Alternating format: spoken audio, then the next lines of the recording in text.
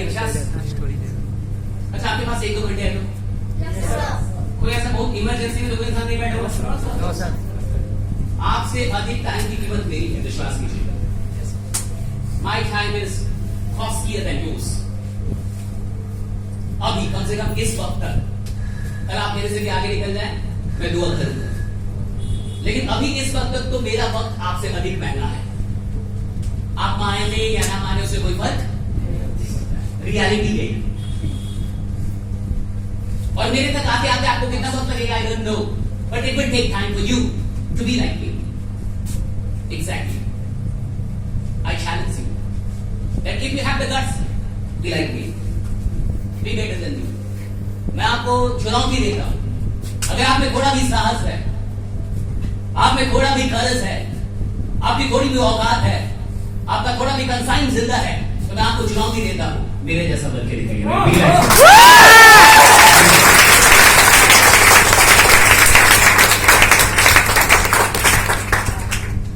मैं बिहार झारखंड के अलावा और भी राज्य घूमता हूं, मेरी उम्र बहुत अधिक नहीं है, लग रहा आपको?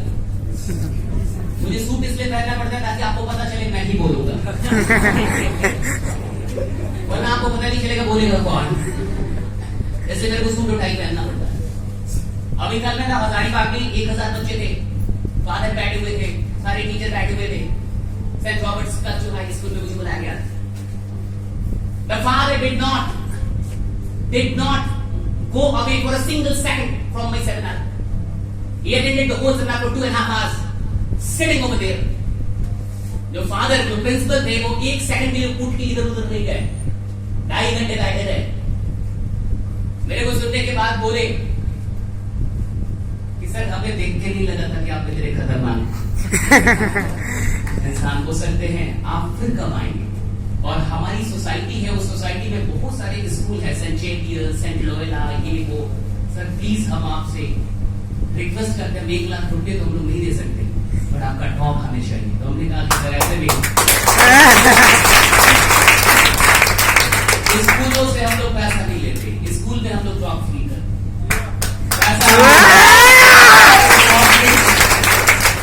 आई take money from the corporates on, corporate मतलब जो कंपनियां करोड़ों कमा रही, उन्हीं से लेते। स्कूलों से हम लोग पैसा नहीं लेते, स्कूल में हम लोग फ्री कर देते हैं। हमने अपना एक मिशन बनाया, मोटिवेशन मैराथन, 100 स्कूलों को घूमने का। I am doing that, but actually I was telling you that I don't know that how much precious your time is, what the urgent or important task that you have on this particular Saturday. But let me tell you very clearly, frankly, honestly, boldly, that today, whatever the lessons that I'm going to make you learn, whatever the things that I'm going to share with all of you, will be very, very beneficial for you. And to tell you very frankly, आपकी जिंदगी के 16-17 साल एक तरफ, यहाँ का 2 घंटे एक तरफ भारी पड़ेगा।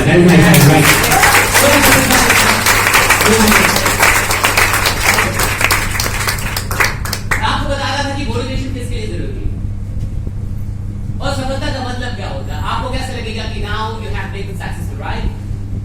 So what happens with ordinary people that they take a aim, वो एक ambition बनाते हैं, एक ambition, right? They create some dream for you, and when you achieve that particular ambition, you feel that you are successful.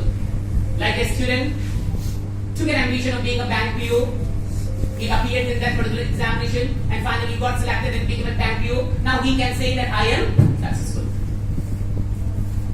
एक student की जिंदगी में, youth की जिंदगी में सफलता का मतलब होता है कि आपने एक एम्बिशन बनाया, उस एम्बिशन को आपने प्राप्त कर लिया, तो आपको क्या लगता है कि आप सफल हो गए। This is a very short, limited, concise definition of success, but this is not the real definition of success. This is short, very short. Okay?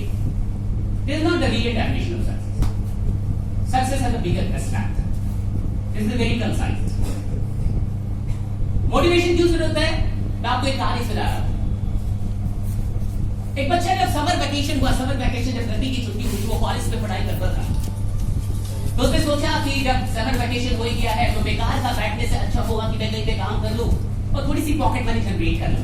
Let me earn some money, generate some pocket money, because this is the time of holidays and it will be wastage of time if I sit idle at home. उसने सोचा कि अगर मेरी नौकरी कुछ मिल जाती है, कुछ काम कर लूंगा तो थोड़ा अनुभव भी हो जाएगा और पैसे भी थोड़ा सा कमा लूंगा।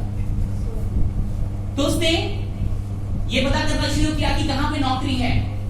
तो उसके घर से कुछ दूरी पे एक मॉल था, उस मॉल के अंदर नौकरी थी। उस मॉल में कुछ लोग की जरूरत थी, वहां पे नौकरी की आवश्यकता थी, वहां पे लोगों की आवश्यकता थी।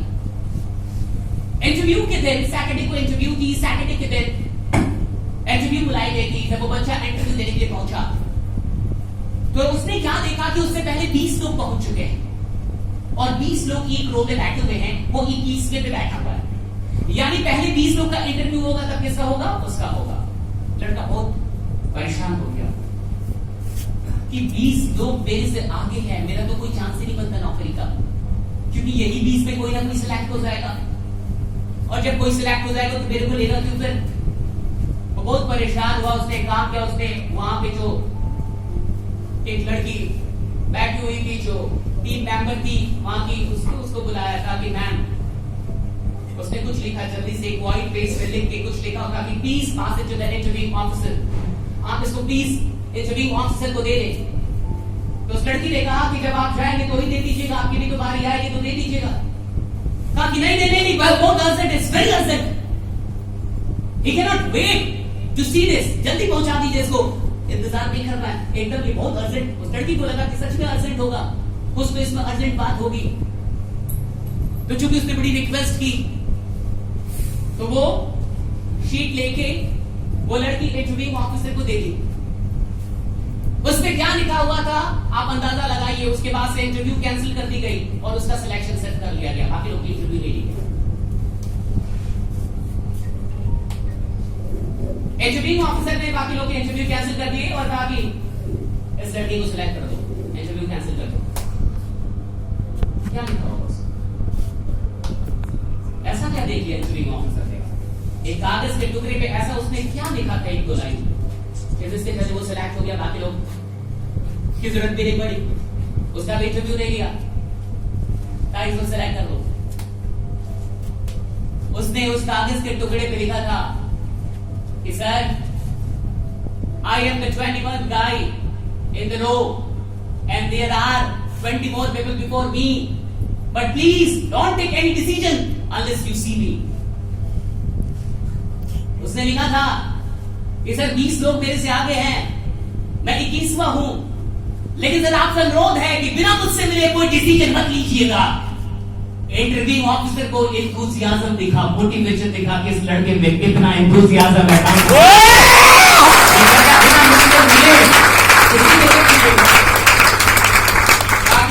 इसको ले लो, इसमें एंथुसियाज्म है, इसमें मोटिवेशन है, ये काम करना चाहता है, एनर्जेटिक लड़का है, ताकि मुझसे मिले डिसीजन मत लीजिएगा। मैं 21वां हूं, कहीं आप डिसीजन ना ले ले, मेरे को टेंशन है, मुझसे मिले बिना डिसीजन मत लीजिएगा, पहले मुझसे मिल लीजिएगा तब डिसीजन लीजिएगा। उसकी नौकरी हो गई, उसका सिलेक्शन हो गया। Why? Because he was enthusiastic, he was energetic, he was motivated। अगर आप जीवन के अंदर वाकई बहुत आगे जाना चाहते हैं, मर के नहीं जा सकता कोई इंसान। दुखी आत्माएं वहां बहुत आगे नहीं जाती, दुखी आत्माएं यहाँ आगे जाने वाले को भी रोक देती है। और हमारे अगल बगल में अधिकतर लोग दुखी आत्माओं के ही संपर्क में रहते हैं। भारत में अधिकतर लोग नाकामयाब इसलिए हैं क्योंकि वो कामयाब नहीं हो सकते, ऐसी बात नहीं है, वो कामयाब लोगों से मिल नहीं पाते जीवन। वो अपना सलाह गलत इंसान से ले लेते हैं, वो सलाह ऐसे इंसान से लेते हैं जो खुद नालायक है, जिससे खुद ना हुआ वो आपको कभी सलाह नहीं देगा कि आप कर सकते हैं। मेरी जिंदगी की अपनी कहानी मैं आपको सुना रहा, बहुत सारे लोग पहली बार आए हैं। Would you like to listen to my story? How I became like this? मैं कैसे यहाँ तक पहुंचा? Didn't know English since my childhood, right? Wasn't very good at English. जब मेरे को ये सारी चीजें आती थी, बिल्कुल तेरी याद नहीं थी। मेरी कहानी सुनिए। मैं गांव से बिलोंग करता हूँ जिसका नाम है गोपालगंज डिस्ट्रिक्ट के एक छोटे से गांव से बिलोंग करता हूँ। गोपालगंज का तो बहुत कम इंसान यहाँ पे होगा, शायद होगा कहीं, क्योंकि गोपालगंज यहाँ से बिल्कुल उल्टा पड़ता है, उधर से कोई इंसान आता भी नहीं था। तो गोपालगंज के एक छोटे से गांव से मैं बिलोंग करता हूँ और उस गांव में जहाँ पे मैं रहा करता था, तो जहाँ पे हम लोग पढ़ाई करते थे वो एक बोरा छाप स्कूल था। बोरा छाप स्कूल समझते हैं आप? जैसा अपना बोरा लेके जाता उतना ही पिछाते जिसमें कोई और ना बैठे। तो जब उतना ही पिछाते थे जिसमें कोई और ना बैठे, क्योंकि गांव के अंदर ये सारी चीजें अपने आप इंसान सीख जाता है, क्या करना है क्या नहीं करना। और जितने लोग गांव से वो इस बात को बिल्कुल समझ पाएंगे, जो लोग शहर से वो शायद ना समझ पाए, गांव वाले बिल्कुल समझ जाते हैं। तो इस तरीके से हम लोग पढ़ाई करते थे और उस समय 6ठी क्लास इंग्लिश शुरू होती थी, छठी क्लास से इंग्लिश शुरू होती थी, और छठी क्लास से जब इंग्लिश शुरू होती थी तो इंग्लिश की घंटी सबसे अंत में रखी जाती थी, क्योंकि टीचर को पता था कि कोई नहीं पढ़ेगा, बच्चे पहले से तैयार होते थे और खाते तो पढ़ा के दिखा दो रहे। क्यों नहीं पढ़ते थे? क्योंकि नंबर ऐड नहीं होता था। आज भी मैट्रिक पास करने के लिए बिहार बोर्ड में अंग्रेजी पास करना जरूरी नहीं है, और बिहार का इंसान वहां मेहनत नहीं करता जहां से कोई फायदा नहीं। तो जिसका नंबर ही नहीं जुड़ेगा उसका मेहनत करने से क्या फायदा? तो कोई अंग्रेजी पढ़ता ही नहीं, इंग्लिश कोई नहीं पढ़ता था, अंत में रखी जाती थी, इंग्लिश की घंटी में सब लोग भाग जाते थे, और ऐसा होता था कि इंग्लिश हम लोग पास कैसे करते थे? पार्ले जी और टाइगर से। अगर पार्ले जी खिलाया 80%, टाइगर खिलाया 90%।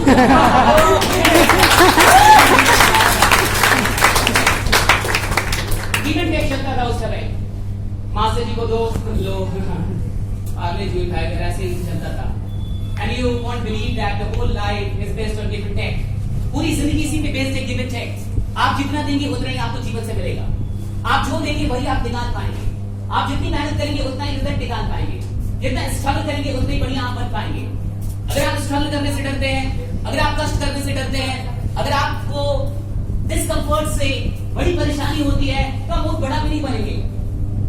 आप में से कितने लोग जानते हैं कि हीरा कैसे बनता है? हीरा कैसे बनता है? कोयले से बनता है ना? कब बनता है? जब कोयले को सुख दिया जाता है, कोयले को सुख दिया जाता है तब हीरा बनता है। कोयला हीरे में कब परिवर्तित होता है? जब हजारों वर्षों तक उस पर प्रेशर होता है, घर्षण होता है, रगड़ा जाता है, दबा रहता है हजारों वर्षों तक, और तब जाके वो कोयला किसमें बदलता है? और बहुत से समझिए, अब अगर यहाँ पे बैठे किसी इंसान को लगे कि इतना दुख देने पे अगर कोयला हीरे में बदलता है, तो थोड़ा सुख देके देखे तो, थोड़ा उसको फ्रीज में रख के देखे तो, कि इतना दुख में हीरे में बदला, आप कहीं फ्रीजर में रख दे तो हीरे का बाप बन जाएगा। किसी को लग जाए दिमाग में कि दुख देने से अगर इंसान इतना अच्छा हो सकता है, तो कोयले का थोड़ा सुख दे दे तो क्या होगा? फ्रिज खराब हो जाएगा, तुम मर जाओगे, खानदान बर्बाद हो जाएगा, कोयला कोयले रहेगा।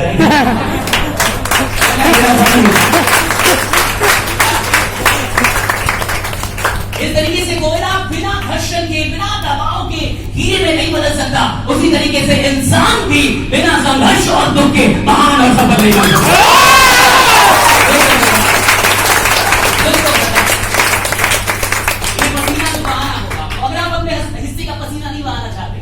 तो मैंने ऐसे लोगों को बहुत कम कामयाब देखा है जिनकी जिंदगी में सब कुछ बढ़िया होता है।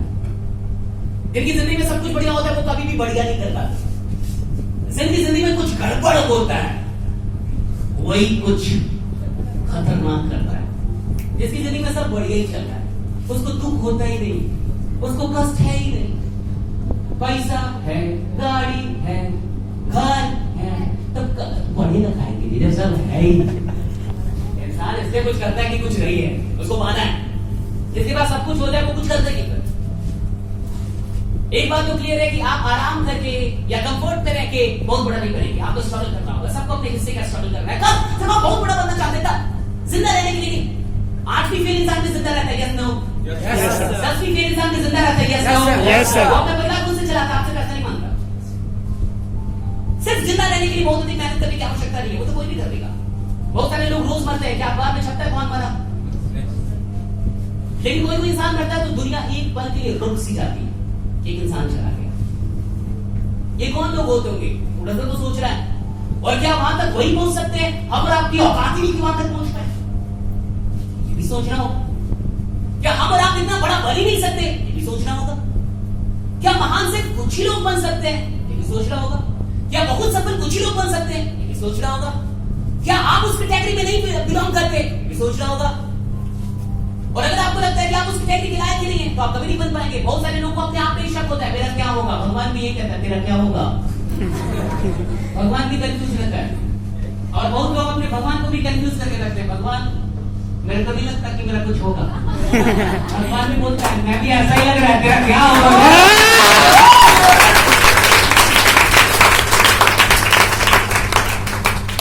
फेल होना चाहिए, और फेल ऐसा होना चाहिए, भगवान मेरे को नहीं पता दुनिया का क्या होगा, मेरा तो कुछ बढ़िया नहीं है।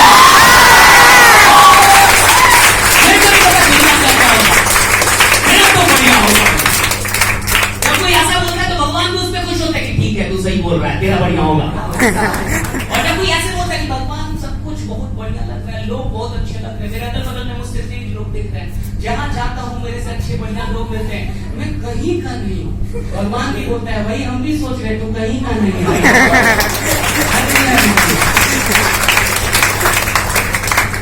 अपने आप को कभी भी कम नहीं समझने का। Never feel that you are inferior to anybody.